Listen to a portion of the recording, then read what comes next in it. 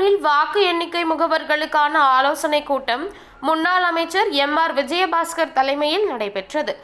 கரூர் கோவை சாலையில் உள்ள தனியார் திருமண மண்டபத்தில் கரூர் மாவட்ட அனைத்திந்திய அண்ணா திராவிட முன்னேற்ற கழகத்தின் சார்பில் கரூர் நாடாளுமன்ற தொகுதியில் உள்ள தலைமை முகவர்கள் மற்றும் வாக்கு எண்ணிக்கை முகவர்களுக்கான ஆலோசனை கூட்டம் கரூர் மாவட்ட கழக செயலாளர் முன்னாள் போக்குவரத்து துறை அமைச்சர் எம்.ஆர். விஜயபாஸ்கர் தலைமையில் நடைபெற்றது.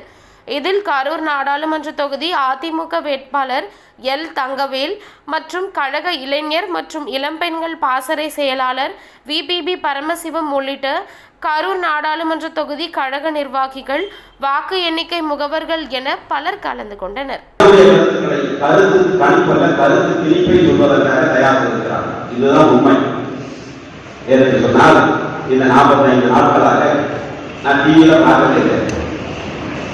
ஏன்னா டிவியில கருத்து கணிப்பெல்லாம் கிடையாது. அது தமிழ்நாட்டுல கருத்து சுதந்திரம் என்பது பத்திரிகை அனைத்துமே திமுகவுக்கு விளைவுவிட்டது.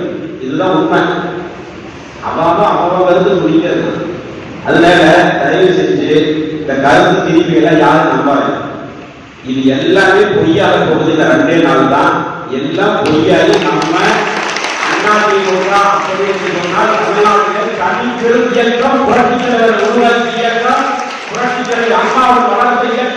முன்னேற்ற கழகம் 2வது முறையாக தலைவருக்கு பிறகு ஆளுநர் இயக்கம் 32 ஆண்டுகளுக்கு பிறகு ஆட்சியை பிடித்த வரலாறு படைத்த தலைவி புரட்சி தலைவி அம்மா நமக்கு கொடுத்து வைக்கல.